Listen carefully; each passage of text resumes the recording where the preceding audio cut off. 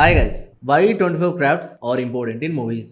మనం పేపర్ మీద రాసే ఫస్ట్ లెటర్ నుంచి థియేటర్లో చూసే ఫస్ట్ ఫ్రేమ్ వరకు మనకు చేరడానికి ఎన్నో crafts on screen and off screen work చేస్తూ ఉంటాయి. సో అలాంటి crafts pre production to post production వరకు ఏ స్టేజ్ లో ఇన్వాల్వ్ అవుతాయి అండ్ అవి మనం తీసే సినిమాకి ఎలా హెల్ప్ అవుతాయి అనేది ఈ వీడియోలో మనం డీటెయిల్ గా డిస్కస్ చేద్దాం.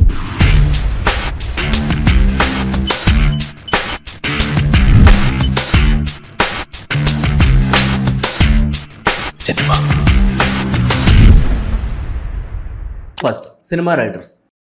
ఫస్ట్ మనం సినిమా తీయాలి అంటే మన దగ్గర మెయిన్గా ఉండాల్సింది స్క్రిప్ట్ లేదే మనం ప్రొడ్యూసర్స్ హీరోస్ని ఇలా ఎవరిని ఒప్పించడం. సో సినిమా తీయాలి అనుకుంటే సరిపోదు, అది ముందు కదలాలి అంటే ముందు మన దగ్గర కథ ఉండాలి అండ్ ఆ కథలో ఎలాంటి క్యారెక్టర్స్ ఉండాలి, ఎలాంటి కాన్ఫ్లిక్ట్ పెడితే సినిమా ఇంకా ఎంగేజింగ్గా ఉంటుంది అండ్ ఆ కాన్ఫ్లిక్ట్ సినిమాలోని క్యారెక్టర్స్కి ఎలా ఇంపాక్ట్ చేస్తుంది అనేది ఈ రైటర్ చేతిలో ఉంటుంది. అండ్ ఒక డైలాగ్ నుంచి బౌండెడ్ స్క్రిప్ట్ ఇవ్వడం వరకు ప్రీ ప్రొడక్షన్లో ఈ రైటర్ ఇన్వాల్వ్మెంట్ ఉంటుంది. And second, director. In cinema the leading player is the director. అంటే ఒక సినిమాకి మెయిన్ పిల్లరే ఈ దర్శకుడు. తన మైండ్లో అనుకున్న థాట్ని తన ఒక్కడికి తెలిస్తే చాలదు అని థియేటర్లో కొన్ని లక్షల మందికి తెలియజేసేవాడు. అండ్ ఒక్క మాటలో చెప్పాలంటే ఒక 2 గంటల పాటు థియేటర్లో ఆడియన్ని ఆడి ప్రాబ్లమ్స్ అన్నీ మర్చిపోయేలా చేసి ఒక కొత్త లోకానికి తీసుకెళ్లేవాడే ఈ director. And third, art director. అదేం బ్రో, ఆర్ట్ డైరెక్టర్ వరకు ప్రొడక్షన్లో కదా ఉండేది, ప్రీ ప్రొడక్షన్లో ఏముంటుంది అని అంటే, ప్రొడక్షన్లో మనం ఒక సెట్లో షూట్ చేయాలి అంటే ఆ సెట్కు సంబంధించిన డిజైన్ వర్క్ మొత్తం ప్రీ ప్రొడక్షన్లో ఈ ఆర్ట్ డైరెక్టర్ చేస్తారు. ఫర్ ఎగ్జాంపుల్, ఇప్పుడు మనం ఒక సినిమా షూటింగ్ కోసం ఒక 45 days అవుట్డోర్ వెళ్తున్నాం అనుకుంటే అక్కడికి వెళ్ళాక ఆ సెట్ డిజైన్ ఎలా ఉండాలి అని చెప్పి అక్కడ టైం వేస్ట్ చేసుకుంటూ కూర్చోరు. అక్కడ ఏ సెట్ వేయాలి, ఎలా వేయాలి, ఆ డిజైన్ వర్క్ అంతా ఎలా ఉండాలి అనేది కంప్లీట్ గా ఆఫీస్ లో ప్రీ ప్రొడక్షన్ లోనే జరుగుతుంది. అండ్ మెయిన్ థింగ్, ఒక కథ ఏ టైం పీరియడ్ లో జరుగుతుందో తెలుసుకుని ఆ టైం పీరియడ్ లో మనుషులు ఎలా బతికేవారు, ఎలా ట్రావెల్ చేసేవారు, ఇలాంటి విషయాలన్నీ తెలుసుకుని దానికి తగ్గట్టుగానే సెట్ వేయడం స్టార్ట్ చేస్తారు. And number 4, costume design. ఈ కాస్ట్యూమ్ డిజైనింగ్ కూడా కంప్లీట్ గా ప్రీ ప్రొడక్షన్ లోనే జరిగే వరకు విజువల్ గా స్టోరీ వాళ్ళని ఆర్ట్ డైరెక్టర్ క్రియేట్ చేస్తే ఈయన తర్వాత ఈ కాస్ట్యూమ్ డిజైనరే ఒక ఆడియన్స్ కి ఒక సీన్ చూడగానే అది ఏ టైం లైన్ లో జరుగుతుందో తెలిసేలా చేస్తారు. అండ్ సినిమాలో ఎలాంటి సీన్స్ ఉన్నాయి అండ్ ఎంతమంది యాక్టర్స్ ఉన్నారు అండ్ అవి ఎలాంటి మూడ్ లో ఉన్నాయి, లైక్ రొమాంటిక్ గా, యాక్షన్, ఎమోషనల్, అండ్ ఎలాంటి లొకేషన్స్ లో ఉన్నాయి, లైక్ ఇంట్లోనా, ఆఫీస్ లోనా, టెంపుల్ లోనా, లేకపోతే డ్యూయట్ సాంగ్స్ లోనా తెలుసుకుని డైరెక్టర్ కి ఎలాంటి ప్యాటర్న్ కాస్ట్యూమ్స్ కావాలి, at the same time cinematographer కి ఎలాంటి కలర్ ప్యాలెట్ కాస్ట్యూమ్స్ కావాలో కూడా తెలుసుకుని ఆ టైం పీరియడ్ కు తగ్గట్టు కాస్ట్యూమ్ డిజైన్ చేస్తారు. Number 5, casting director. Director mind లో ఉన్న స్టోరీని కంప్లీట్ గా అడాప్ట్ చేసుకుని తనకు కావాల్సిన ఆర్టిస్టులని తనకు నచ్చేలా చూస్ చేయడం అనేది ఈ కాస్టింగ్ డైరెక్టర్ వర్క్ ఉంటుంది. సో ఇప్పుడు ప్రొడక్షన్ లో ఏ క్రాఫ్ట్స్ ఇన్వాల్వ్ అవుతాయో ఒకసారి తెలుసుకుందాం. Number 6, cinematographer. ఫ్రేమింగ్ ఎలా పెట్టాలి అండ్ ఎలాంటి సీన్ కి ఎలాంటి లైటింగ్ పెట్టాలి, ఒక షాట్ ని ఎలా కంపోజ్ చేయాలి అండ్ ఒక సీన్ లో ఎలాంటి యాక్టివిటీస్ జరుగుతున్నాయో తెలుసుకుని ఆ సీన్ లో ఎలాంటి ఎక్విప్మెంట్ యూజ్ చేస్తే బెటర్, లైక్ క్రేనా, గింబలా, లేకపోతే స్టాటిక్ గానే ఉంచేస్తే బెటర్ అని ఇలాంటి అన్ని డీటెయిల్స్ తెలుసుకుని సెట్ లో ఈ సినిమాటోగ్రాఫర్ వర్క్ చేస్తారు.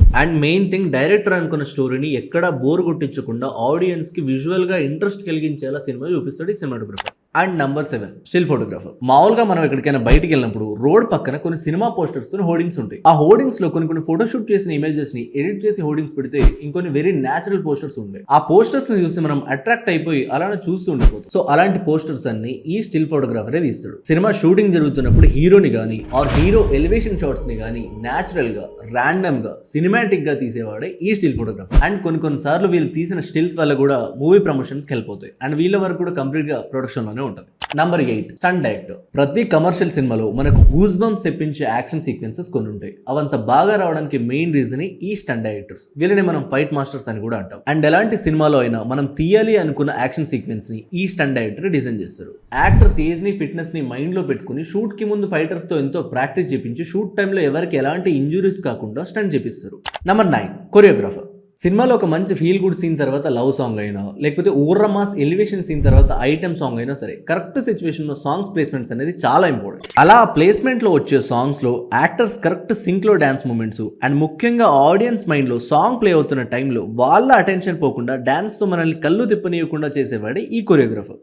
Number 10, cine artist. సినిమాలోని మెయిన్ రోల్స్ కాకుండా వేరే roles like heroine father, mother, hero parents, ఇలాంటి రోల్స్ చేసే వాళ్ళని సినీ ఆర్టిస్ట్ అంటారు. అంటే వీళ్ళు మరీ లీడ్ రోల్స్ కాకుండా, మరీ బ్యాక్గ్రౌండ్ ఆర్టిస్ట్ లాగా కాకుండా అక్కడక్కడ కనబడుతూ ఉంటారు అండ్ వీళ్ళ వర్క్ కూడా షూటింగ్ టైంలోనే ఉంటుంది. Number 11, junior artist. సినిమాలో ఎక్కువ crowd like market, shopping mall, marriage function ఇలాంటి సీన్స్ లో బ్యాక్గ్రౌండ్ లో కొంతమంది ఆర్టిస్టులు అటు ఇటు తిరుగుతుంటారు. వాళ్ళని జూనియర్ ఆర్టిస్టులు అంటారు. వీళ్ళు ఈ సీన్ కి అంత అవసరం లేదు అనుకుని కొంతమంది డైరెక్టర్స్ వీళ్ళని బడ్జెట్ తగ్గించడానికి కొన్నిసార్లు తీసుకోరు, బట్ అక్కడే ప్రొడక్షన్ వాల్యూస్ అనేవి క్లియర్ గా తెలిసిపోతాయి. ఇప్పుడు ఫర్ ఎగ్జాంపుల్ ఎగ్జాంపుల్ ఒక టెంపుల్ లాంటి ప్లేస్ లో వైడ్ యాంగిల్ లో కెమెరా పెట్టినప్పుడు హీరో హీరోయిన్ మాత్రమే అలా నడుచుకుంటూ వస్తున్నారు, వాళ్ళ వెనకాల ఎవరు జూనియర్ ఆర్టిస్ట్ లేరు అని అంటే థియేటర్ లో టైం పాస్ కి ఏసీ కోసం సినిమా చూసేద్దాం అనుకునే మీరజ్ తినే నార్త్ పర్సన్ అయినా సరే ఏ క్యారే భయ్ ఇतना बड़ा मंदिर में दोनों को अलाउ किया कि వాచ్మెన్ అని చెప్పి నవ్వుకుంటారు. సో కొన్ని సీన్ లో ఆర్టిస్ట్ ఎంత ఇంపార్టెంట్ బ్యాక్గ్రౌండ్ ఆర్టిస్ట్ కూడా అంతే important. Number 12 junior artist agent. ఈ మెయిన్ ఆర్టిస్ట్ వెనకాల ఉండే బ్యాక్గ్రౌండ్ ఆర్టిస్ట్లని వాళ్ళ ఏజ్, లుక్స్ అండ్ అపిరెన్స్ ద్వారా సెలెక్షన్ చేసి వాళ్ళందరినీ షూటింగ్ టైంలో టైం కుండేలా చూసుకునే రెస్పాన్సిబిలిటీ ఈ junior artist agent the.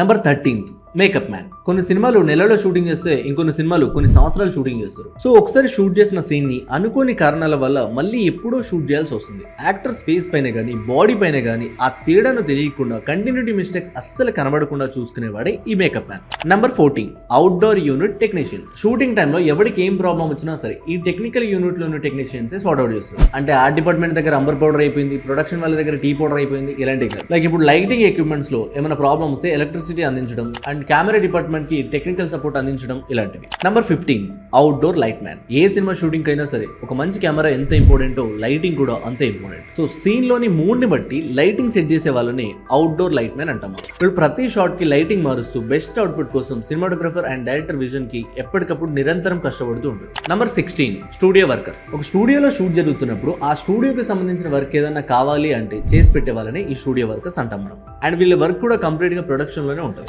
Number 17 cinema driver. Shooting టైంలో క్యాష్ అండ్ క్రూ అందరినీ సేఫ్ గా సెట్ తీసుకొచ్చి షూట్ అయిపోయాక మళ్ళీ సేఫ్ గా వాళ్ళ ప్లేస్ లో డ్రాప్ చేసే వాళ్ళని సినిమా డ్రైవర్స్ అంటాం. Number 18 production executive. ప్రొడ్యూసర్ ఇచ్చిన అమౌంట్ ని కరెక్ట్ గా వాడుతూ షూట్ కి కావాల్సిన లొకేషన్స్ పర్మిషన్స్ కూడా చూసుకుంటూ షూటింగ్ టైం కు అయ్యేలా చూసేవాడే ఈ production executive. Number 19 production assistants. Shoot లో ఉండే యాక్టర్స్ కి అండ్ క్రూ కి టీ కాఫీలు అందించడం ఈ ప్రొడక్షన్ అసిస్టెంట్ చేసే work. Number 20 production women. Shoot జరిగే టైంలో క్లీనింగ్ అండ్ కుకింగ్ చేసే వాళ్ళకి హెల్ప్ చేయడం ఈ ప్రొడక్షన్ ఉమెన్ చేస్తుంటారు. వీళ్ళు కూడా ఓన్లీ షూటింగ్ టైంలోనే ఉంటారు కాబట్టి వీళ్ళ వర్క్ కూడా ప్రొడక్షన్ లోనే ఉంటుంది. అండ్ లాస్ట్ గా పోస్ట్ ప్రొడక్షన్ లో ఏ క్రాఫ్ట్స్ ఉంటాయో ఇప్పుడు డిస్కస్ చేద్దాం. Number 21 editor. The film is made in editing room అన్నారు. ఒక సినిమా థియేటర్ లో చూసి నచ్చి మళ్ళీ అదే సినిమా థియేటర్ లో ఇంకోసారి చూశారు అని ఫ్యాన్స్, సినిమా చూసిన ఆడియన్స్ ఇలా చాలా సార్లు చెప్తుంటారు. బట్ ఆ సినిమా ఆడియన్స్ ముందుకు రాకముందే ఒక ఆడియన్ అయి సినిమా చూసేవాడే ఈ ఎడిటర్.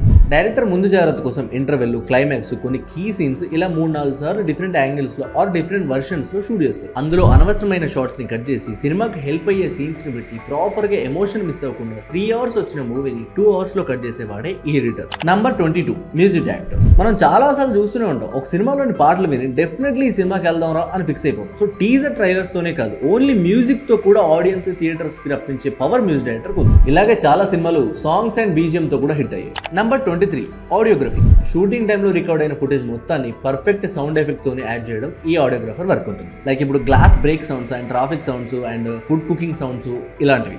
Number 24 dubbing artist.